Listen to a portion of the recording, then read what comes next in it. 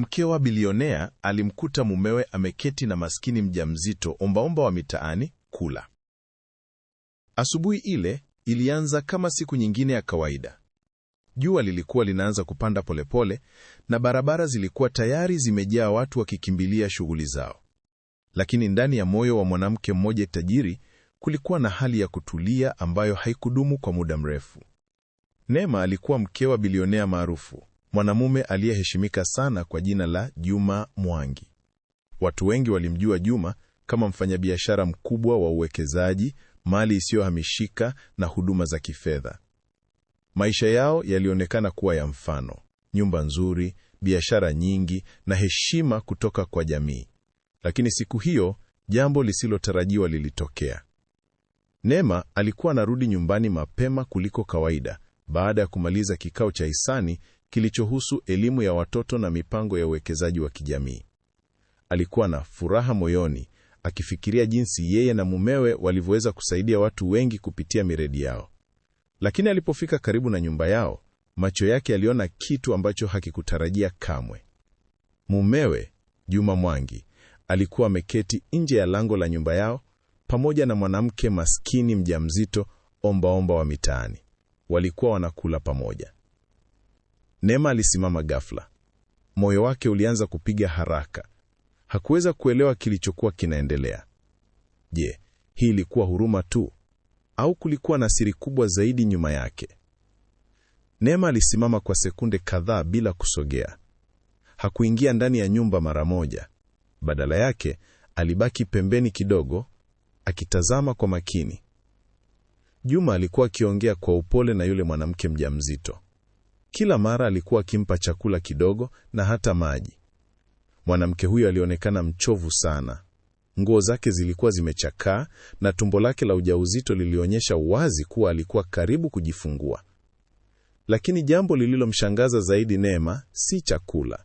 Ilikuwa namna Juma alivyokuwa anamwangalia yule mwanamke.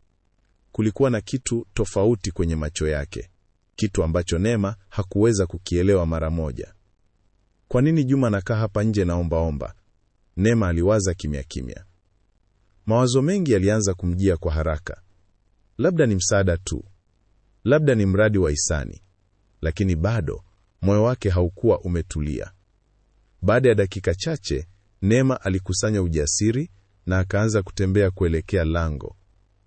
Hatua zake zilikuwa pole lakini thabiti. Juma alimuona kwanza, macho yao yakakutana. Na kwa sekunde moja tu, uso wa Juma ulionyesha mshangao mdogo ambao Neema hakuwahi kuusahau. "Neema, umekuja mapema leo?" Juma alisema kwa sauti tulivu lakini yenye mshangao kidogo. Neema alisimama karibu nao. Macho yake yalihama kutoka kwa mumewe hadi kwa yule mwanamke mjamzito. Mwanamke huyo alionekana kuwa na aibu. Aliinama kidogo kama mtu asiyezoea kukaa karibu na watu matajiri. "Habari yako mama?" Neema aliuliza kwa upole. "Mzuri, kidogo," mwanamke huyo alijibu kwa sauti ya chini. Juma alisimama haraka kidogo, akionekana kama mtu anayejitayarisha kueleza jambo. "Neema, huyo anaitwa Asha," alisema. "Asha," Neema alirudia polepole.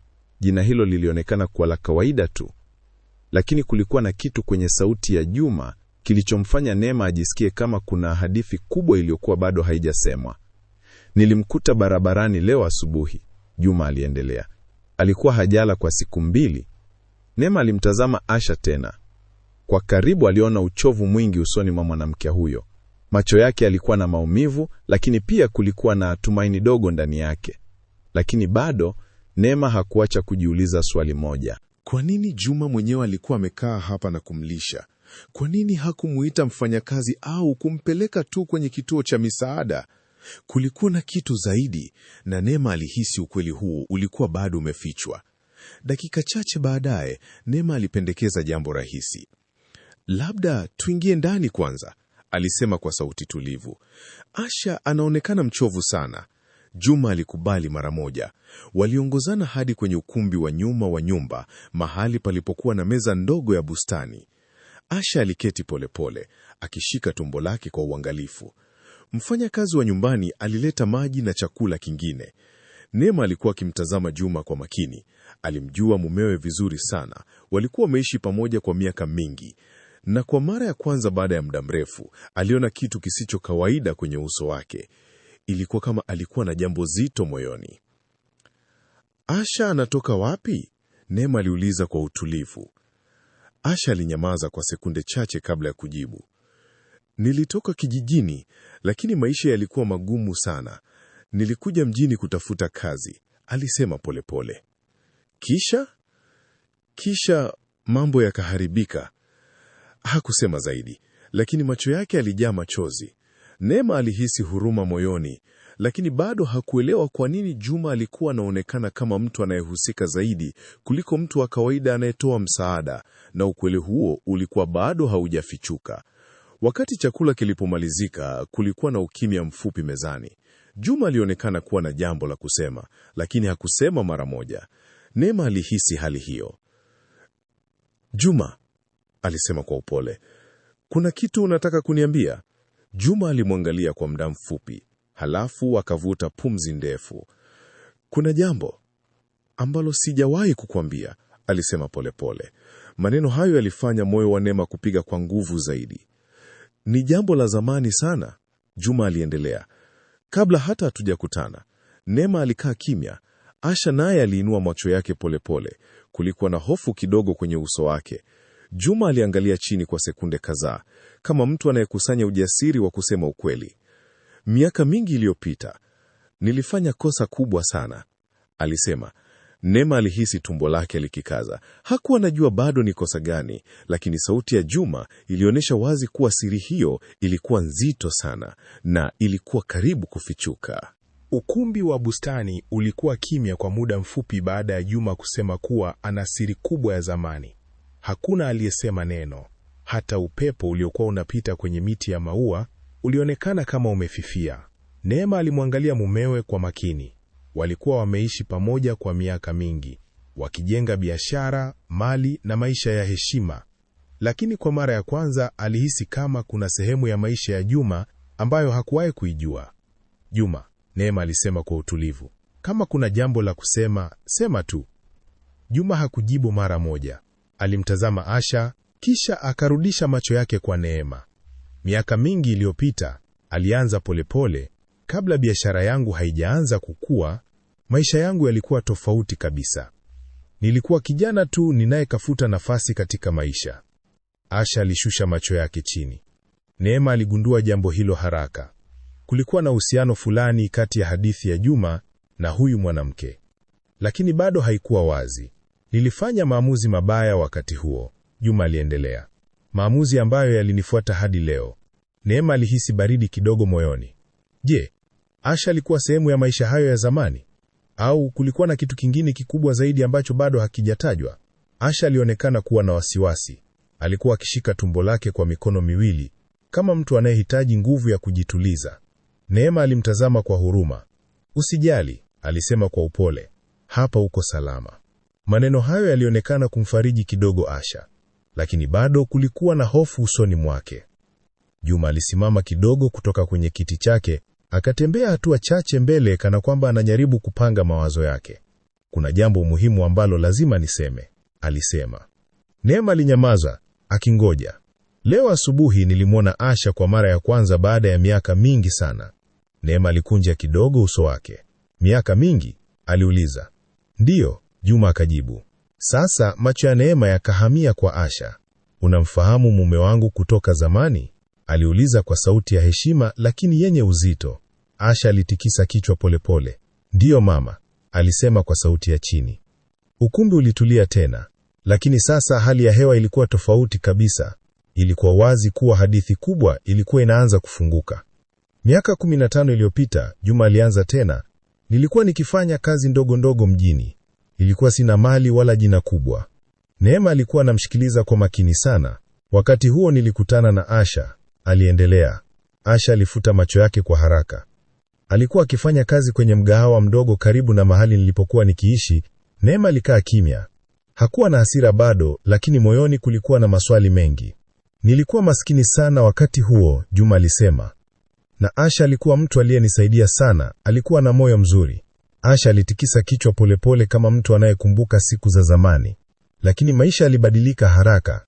Juma alisema, nilipata nafasi ya biashara ambayo ilibadilisha maisha yangu.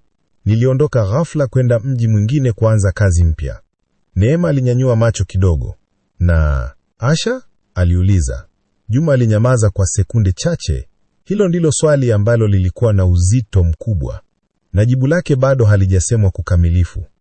Asha alishusha pumzi polepole kabla hajaanza kuzungumza. Siku ile Juma alipoondoka, nilikuwa na matumaini kwamba angerudi, alisema. Sauti yake ilikuwa tulivu lakini yenye maumivu ya zamani. Lakini hakurudi.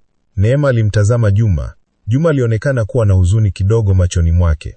Nilikuwa kijana asiye na akili sana wakati huo, alisema kwa sauti ya polepole.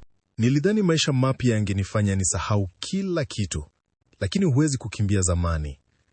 Asha aliongeza polepole. Baada ya Juma kuondoka, maisha yangu yalibadilika sana. Neema alisikiliza kwa makini zaidi sasa. Nilipoteza kazi na nikaanza kuishi maisha magumu sana. Machozi yalitoka polepole machoni mwa Asha. Leo nilikuja hapa mjini tena kutafuta msaada kwa sababu sina mahali pa kwenda. Neema alihisi huruma kubwa moyoni. Lakini bado kulikuwa na swali mmoja ambalo lilikuwa bado halijajibiwa. Tumbo la Asha lilikuwa linaonyesha wazi kuwa alikuwa karibu kujifungua, na baba wa mtoto huyo bado hakutajwa. Dakika chache zilipita bila mtu kusema chochote. Neema alikuwa akiwaza mambo mengi kwa wakati mmoja. Juma alikuwa na historia na Asha. Hilo sasa lilikuwa wazi, lakini bado hakujua ukweli wote. Hatimaye Neema aliuliza swali ambalo lilikuwa linamsumbua moyoni. Asha, alisema kwa upole, baba wa mtoto wako yuko wapi? Asha alikaa kimya. Aliangalia chini. Kisha macho yake yakahamia kwa Juma kwa sekunde chache. Neema aliona hilo, na ghafla moyo wake ulipiga kwa nguvu zaidi. Je, kulikuwa na kitu ambacho hakikuwa kinatajwa wazi? Juma alionekana kuwa na wasiwasi kidogo pia. Hatimaye Asha alisema polepole, maisha yangu yalipitia mambo mengi baada ya Juma kuondoka. Alisimama kwa sekunde. Kuna mambo ambayo hata mimi sikuwahi kufikiria yangetokea. Neema alihisi kuwa ukweli ulikuwa bado umefichwa. Lakini kitu kimoja kilikuwa wazi sasa. Hadithi ya Asha na Juma haikuwa hadithi ndogo, ilikuwa hadithi ndefu ambayo ilikuwa bado inaanza kufunguka. Na ukweli mkubwa zaidi bado haujasemwa. Ukumbi ule wa bustani ulitulia sana, hakuna aliyekuwa na haraka ya kuzungumza. Neema alikuwa bado anatazama tumbo la Asha, akifikiria swali alilouliza, baba wa mtoto ni nani? Asha alionekana kuwa na aibu kidogo. Alikunywa maji taratibu kabla ya kusema, baba wa mtoto aliniacha, alisema polepole. Neema alihisi huruma moyoni. Aliniacha miezi michache baada ya kugundua kuwa nina ujauzito, Asha aliendelea. Tangu wakati huo nimekuwa nikijitahidi peke yangu. Juma alikaa kimya. Uso wake ulionyesha huzuni ya ndani. Neema alimtazama kwa makini. Kwa nini hukuniambia kuwa unamjua Asha? Aliuliza mumewe kwa utulivu. Juma alivuta pumzi ndefu. Nilitaka kukuambia, alisema, lakini nilishtuka sana nilipomwona leo. Sikutegemea kumwona tena baada ya miaka yote hiyo. Asha aliinua macho kidogo. Nilimwona Juma kwa mbali barabarani leo asubuhi, alisema. Sikujua kama angenitambua. Neema alitulia akiwaza. Sasa alielewa jambo moja. Kukutana kwao leo haikuwa imepangwa. Lakini bado kulikuwa na maswali mengi.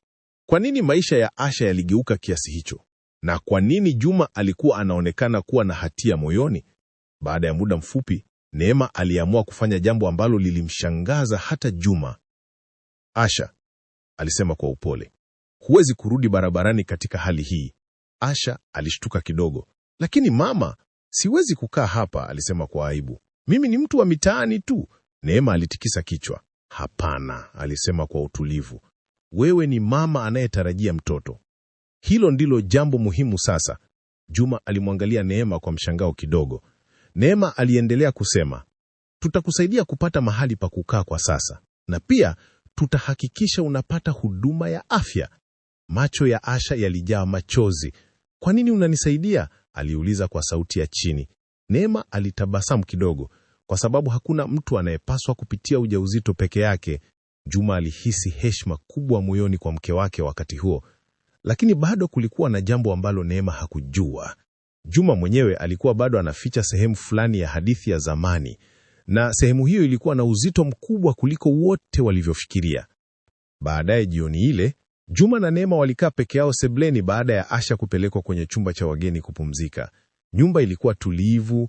Neema alikaa kimya kwa muda mfupi kabla ya kuzungumza. Juma alisema kwa utulivu, kuna kitu bado hakijakaa sawa moyoni mwangu. Juma alimwangalia. Ni kitu gani? Aliuliza. Neema akasema, namna unavyomwangalia Asha. Inaonekana kuna zaidi ya urafiki wa zamani. Juma alinyamaza. Kwa sekunde chache hakusema neno. Kisha akasema polepole, ni kweli, kuna kitu zaidi. Neema alihisi moyo wake ukipiga kwa nguvu. Lakini si kile unachofikiria, Juma aliongeza haraka. Neema alimtazama kwa makini sana sasa. Mwaka ule nilipokutana na Asha, Juma alisema, alikuwa mtu wa pekee sana katika maisha yangu. Ulikuwa unampenda? Neema aliuliza moja kwa moja. Juma alitikisa kichwa polepole. Ndiyo, alisema. Ukweli huo ulikaa hewani kwa sekunde kadhaa, lakini bado hadithi haikuwa imefika mwisho wake. Neema hakupiga kelele wala kukasirika. Alikaa tu kimya akijaribu kuelewa ukweli wa maisha ya mume wake kabla hawajakutana. Na nini kilitokea baada ya hapo? Aliuliza kwa utulivu. Juma alisema polepole, nilikuwa kijana maskini sana wakati huo. Nilikuwa na ndoto kubwa lakini sikuwa na uwezo wa kuzitimiza. Aliendelea, Asha alinisaidia sana. Aliniamini wakati hakuna mtu aliyeniamini. Neema alikuwa anasikiliza kwa makini sana sasa. Lakini nilipata nafasi ya kuanza biashara katika mji mwingine, Juma alisema. Ilikuwa nafasi ambayo niliamini ingeweza kubadilisha maisha yangu. Kwa hiyo ukaondoka? Neema alisema. Ndiyo, Juma alijibu. Na Asha? Neema aliuliza tena. Juma alishusha macho yake. Nilimwacha bila kueleza vizuri, alisema kwa huzuni. Nilifikiri ningerejea baada ya kufanikiwa, lakini miaka ilipita haraka. Neema alihisi uzito wa maneno hayo. Maisha yanaweza kubadilika sana katika muda mfupi, na wakati mwingine watu huachwa nyuma bila kujua sababu. Lakini bado kulikuwa na kitu kingine ambacho Juma hakuwa amesema, na Neema aliweza kuhisi hilo. Usiku huu ulipokuwa unaendelea, Asha alikuwa amelala kwenye chumba cha wageni, lakini hakuwa amelala kabisa. Alikuwa akiwaza mambo mengi ya zamani. Miaka mingi iliyopita, maisha yake yalikuwa tofauti kabisa. Alikuwa msichana mdogo mwenye matumaini mengi, na Juma alikuwa mtu aliyempa ndoto ya maisha bora. Lakini baada ya Juma kuondoka, maisha yalibadilika hafla. Alijikuta akipambana peke yake. Mara nyingi alifikiria kuhusu siku zile za zamani, lakini hakuwahi kufikiria kuwa angekutana na Juma tena katika hali kama hii. Sasa alikuwa mjamzito na maisha yake yalikuwa yamejaa changamoto. Lakini ndani ya moyo wake kulikuwa na jambo moja ambalo hakuwahi kusema kwa mtu yoyote, siri moja kubwa, siri ambayo hata Juma hakujua, na siri hiyo ilikuwa karibu kufichuka. Asubuhi iliyofuata ilianza KWA hali ya utulivu ndani ya nyumba ya Juma na Neema. Jua lilikuwa linaangaza polepole kupitia madirisha ya nyumba na sauti za ndege zilikuwa zinasikika kutoka bustanini. Asha alitoka polepole kwenye chumba cha wageni. Alionekana kuwa na aibu kidogo, kana kwamba bado hakuamini kuwa alikuwa amelala kwenye nyumba ya tajiri usiku uliopita. Neema tayari alikuwa mezani akinywa chai. Alipomwona Asha, alitabasamu KWA upole. Habari ya asubuhi Asha, alisema. Nzuri mama, asante sana kwa kuniruhusu kukaa hapa, Asha alijibu KWA heshima. Neema alimwangalia tumbo lake. Leo tutakwenda hospitali, alisema KWA utulivu. Ni muhimu kuhakikisha wewe na mtoto mko salama. Macho ya Asha yalijaa shukrani. Asante sana mama. Wakati huo Juma aliingia sebuleni. Alimsalimia Asha kwa kichwa kidogo. Lakini Neema aliona kitu ambacho hakukiona jana. Juma alikuwa anamtazama Asha kama mtu anayebeba mzigo mkubwa moyoni, kana kwamba kila alipomwona alikumbuka jambo ambalo hakuwa amelitatua miaka mingi iliyopita, na siku hiyo ukweli huo ungeanza kujitokeza. Baadaye kidogo, Neema na Asha walikuwa njiani kuelekea hospitali. Juma aliamua pia kuandamana nao. Ndani ya gari kulikuwa na ukimya wa muda mfupi. Asha alikuwa anatazama nje ya dirisha, kana kwamba anajaribu kukusanya mawazo yake. Hatimaye Neema alizungumza. Asha, ulisema maisha yako yalibadilika baada ya Juma kuondoka. Ni nini hasa kilitokea? Asha alinyamaza kwa sekunde kadhaa kabla ya kujibu. Baada ya Juma kuondoka, nilipoteza kazi kwenye mgahawa ule, alisema. Kwa nini? Juma aliuliza kwa mshangao. Mmiliki wa mgahawa aliuza biashara yake, wafanyakazi wote walifukuzwa. Juma alionekana kuwa na huzuni. Asha aliendelea, nilirudi kijijini kwa muda, lakini maisha yalikuwa magumu sana. Ndipo nikarudi mjini kutafuta kazi tena. Neema alisikiliza kwa makini, lakini Asha hakusema sehemu moja ya hadithi yake. Kulikuwa na tukio kubwa sana lililotokea baada ya hapo, na tukio hilo ndilo lililobadilisha maisha yake kabisa, lakini bado hakuwa tayari kulisema. Walipofika hospitalini, daktari aliwapokea KWA utulivu. Asha alifanyiwa uchunguzi wa kawaida wa ujauzito. Baada ya muda, daktari alitabasamu kidogo. Mama na mtoto wako salama, alisema. Neema alionekana kufurahi kusikia hivyo. Lakini ujauzito wako uko karibu sana na muda wa kujifungua, daktari aliongeza. Asha alitikisa kichwa. Ndiyo daktari. Juma alikuwa amekaa kimya akisikiliza. Lakini wakati daktari alipouliza swali lililofuata, hali ilibadilika kidogo. Baba wa mtoto yuko wapi? Daktari aliuliza. Chumba kilitulia. Asha alitazama chini. Neema aliona hali hiyo na akasema KWA upole, yuko mbali kwa sasa. Daktari hakulazimisha swali hilo tena. Lakini baada ya uchunguzi kumalizika, alizungumza na Neema pembeni. Ni muhimu sana huyu mama apate msaada wa familia, daktari alisema. Neema alitikisa kichwa. Tutahakikisha hapati shida. Lakini wakati huo bado hakujua ukweli wote wa hadithi ya Asha. Waliporudi nyumbani jioni ile, hali ilikuwa tulivu. Asha alikaa bustanini kidogo akipumzika. Juma alikuja kukaa karibu naye. Kwa muda mfupi walikaa kimya. Hatimaye Juma alisema, Asha, kuna kitu nimekuwa nikijiuliza tangu jana. Asha alimtazama polepole. Ni kitu gani? Juma akasema kwa sauti ya polepole, kwa nini hukuwahi kunitafuta miaka yote hii? Asha alitabasamu kwa huzuni kidogo. Nilifikiri umenisahau, alisema. Na nilipoona umefanikiwa sana, nilihisi sina nafasi tena katika maisha yako. Juma alishusha macho yake. Lakini bado ungeweza kuniambia kama ulikuwa na shida. Asha akatikisa kichwa. Wakati mwingi maisha humfanya mtu aone aibu kuomba msaada. Maneno hayo yalimgusa sana Juma. Lakini bado kulikuwa na jambo moja ambalo Asha hakuwa amesema. Na jambo hilo lilikuwa karibu kufichuka. Usiku ulipoingia, Neema alikuwa peke yake sebuleni akiwaza. Alikuwa mwanamke mwenye busara. Alijua kuwa maisha ya zamani ya mume wake hayawezi kubadilishwa. Lakini bado kulikuwa na kitu kilichokuwa kinamsumbua moyoni. Asha alikuwa na siri, na siri hiyo ilionekana kuwa nzito sana. Wakati huo, Asha alitoka polepole kwenye chumba chake na kuja sebuleni. Mama Neema, alisema kwa sauti ya heshima. Neema aligeuka kumtazama. Ndiyo Asha? Asha alikaa chini polepole. Kuna jambo ambalo sijawahi kumwambia Juma. Neema alihisi moyo wake ukipiga kidogo. Ni jambo gani? Asha alinyamaza kwa sekunde kadhaa. Kisha akasema polepole. Miaka ile Juma alipoondoka, kulikuwa na kitu kilitokea. Neema alimsikiliza kwa makini sana sasa. Na kitu hicho ndicho kilichobadilisha maisha yangu kabisa.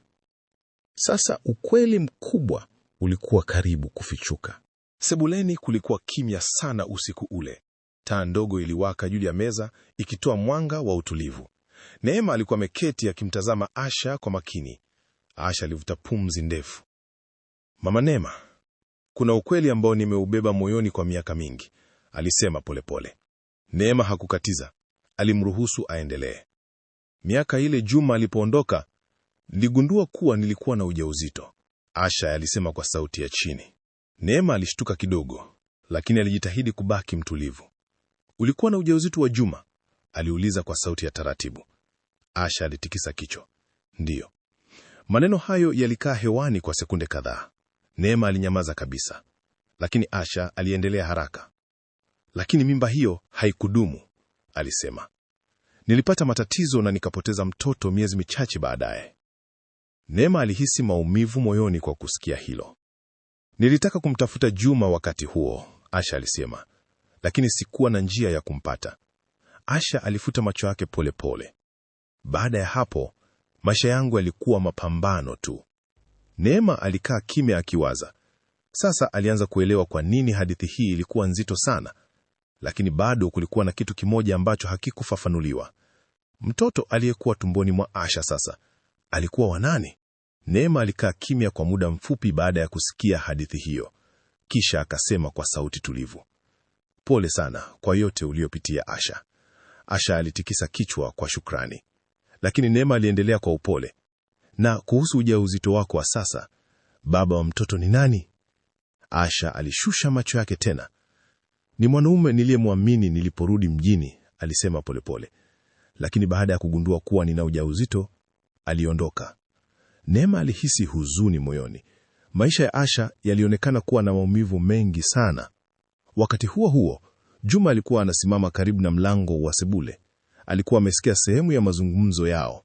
Hakuwa amepanga kusikiliza, lakini maneno ya Asha yalikuwa yamemfikia. Juma alihisi uzito mkubwa moyoni. Kwa miaka mingi, hakuwahi kufikiria kuwa kuondoka kwake kulikuwa na athari kubwa kiasi hicho kwa maisha ya Asha.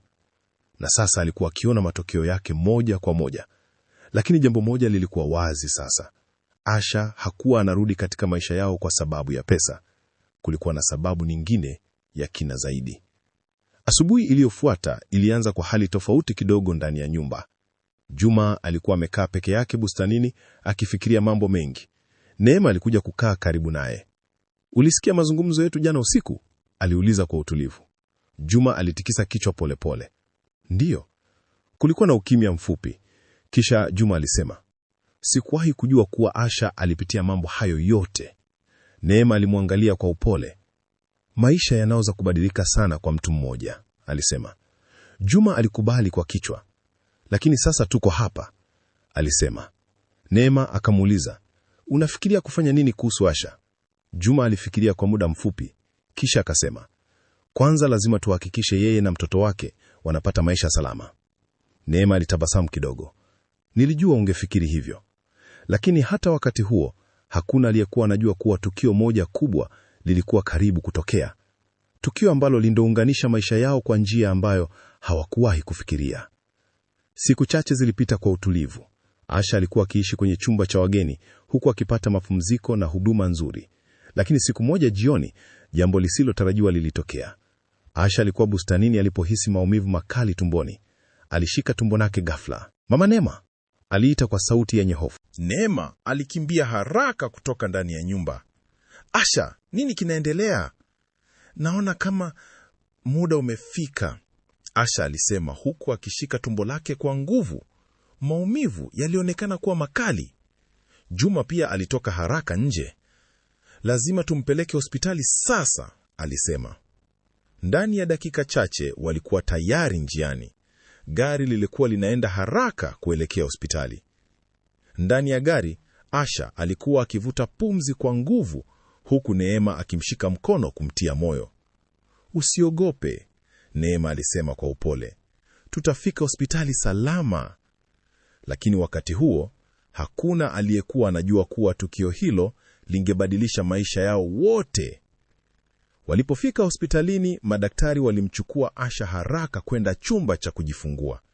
Neema na Juma walibaki nje wakisubiri.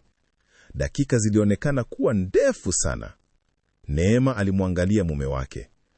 "Unaonekana kuwa na wasiwasi sana," alisema. Juma alitikisa kichwa. "Ni kweli," alisema. "Kwa nini?" Neema aliuliza. Juma alinyamaza kidogo kabla ya kusema, "Kwa sababu najua maisha ya Asha yalikuwa magumu kwa muda mrefu sana." Neema alishika mkono wake kwa upole. "Lakini sasa hayuko peke yake," alisema. Wakati huo, sauti ya mtoto mchanga ilisikika kutoka ndani ya chumba cha kujifungua. Neema na Juma waliinuka mara moja. Dakika chache baadaye, daktari alitoka kakiwa na tabasamu. "Hongereni," alisema. "Mtoto amezaliwa salama." Neema alihisi furaha moyoni. Lakini wakati huo pia, Hakujua kuwa mtoto huyo angekuwa sehemu muhimu sana ya hadithi ya maisha yao kuanzia siku hiyo. Baada ya muda mfupi, muuguzi alimruhusu Neema na Juma kuingia chumbani. Asha alikuwa amelala kitandani, akiwa amechoka, lakini uso wake ulikuwa na tabasamu la utulivu. Pembeni yake kulikuwa na mtoto mchanga aliyefungwa vizuri kwa kitambaa cheupe. Neema alisogea karibu kwanza. Asha, hongera sana, alisema kwa upole. Asha alitabasamu kidogo. Asante mama Neema, kama si nyinyi, sijui ningekuwa wapi leo. Juma alisimama kimya kwa muda mfupi, akimtazama mtoto. Mtoto huyo alikuwa amelala kwa utulivu kabisa. Neema alimuinua mtoto polepole mikononi mwake.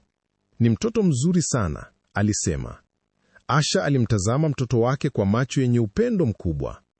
Jina lake ningependa liwe Tumaini, alisema, kwa sababu baada ya maisha yote niliyopitia, mtoto huyu amenipa tumaini jipya. Maneno hayo yalimgusa sana Neema. Alimrudisha mtoto kwa mama yake kwa upole. Lakini wakati huo Juma bado alikuwa kimya. Alikuwa anatazama mtoto huyo kwa makini, kana kwamba moyo wake ulikuwa umejaa mawazo mengi, na Neema aliweza kuona hilo. Siku chache baadaye, Asha na mtoto wake walirudi nyumbani kwa Juma na Neema. Nyumba ile sasa ilikuwa na hali mpya kabisa. Sauti ya mtoto mchanga ilijaza nyumba furaha ambayo haikuwahi kusikika hapo kabla. Neema alikuwa akimsaidia Asha kujifunza kumtunza mtoto vizuri. Wakati mwingine alikuwa akimshika mtoto na kutembea naye bustanini ili kumpa Asha muda wa kupumzika. Siku moja jioni, Neema alimwambia Juma, mtoto huyu amebadilisha mambo mengi ndani ya nyumba. Juma alitabasamu kidogo. Ni kweli? Neema alimtazama kwa makini. Unajua, Asha hawezi kukaa hapa milele, alisema kwa utulivu. Juma alikubali kwa kichwa. Ndiyo, lakini pia hatuwezi kumwacha arudi kwenye maisha ya mateso. Neema alifikiria kwa muda mfupi, kisha akasema, labda tunaweza kumsaidia kuanza maisha mapya. Juma alimwangalia mke wake kwa heshima kubwa. Ndani ya moyo wake alijua jambo moja: Neema alikuwa mwanamke mwenye moyo wa kipekee sana. Wiki chache baadaye, Juma alimuita Asha na Neema sebuleni. Kuna jambo ningependa kuzungumza nanyi, alisema. Asha alionekana kuwa na wasiwasi kidogo. Ni nini bwana Juma? Juma alitabasamu kwa utulivu. Nimekuwa nikifikiria sana kuhusu maisha yako Asha. Asha alinyamaza kimya. Ulipitia mambo mengi sana peke yako, Juma aliendelea. Lakini sasa una mtoto na unahitaji maisha thabiti. Kisha Juma akasema jambo ambalo lilimshangaza sana Asha. Ningependa kukusaidia kuanzisha biashara ndogo. Macho ya Asha yalifunguka kwa mshangao. Biashara? Ndiyo, Juma alisema. Kitu kidogo kama mgahawa au duka la chakula. Najua una uzoefu, kwa sababu uliwahi kufanya kazi kwenye mgahawa. Asha hakujua aseme nini. Machozi ya furaha yalianza kutoka polepole. Sijawahi kufikiria kuwa maisha yangu yanaweza kubadilika tena, alisema kwa sauti ya shukrani. Neema alitabasamu. Wakati mwingine maisha hutupa nafasi ya pili. Miezi kadhaa ilipita haraka.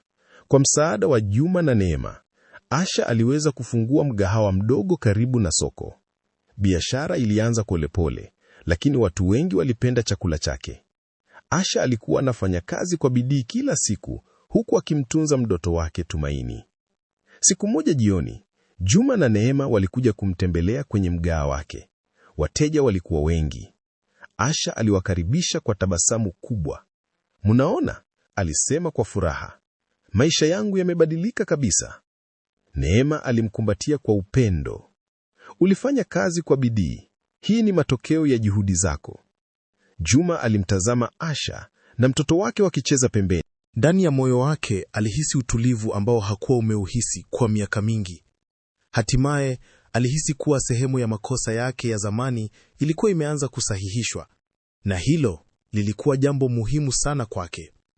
Siku moja jioni, Asha alikuwa ameketi nje ya mgahawa wake akimtazama mtoto wake Tumaini akicheza. Jua lilikuwa linaanza kuzama polepole.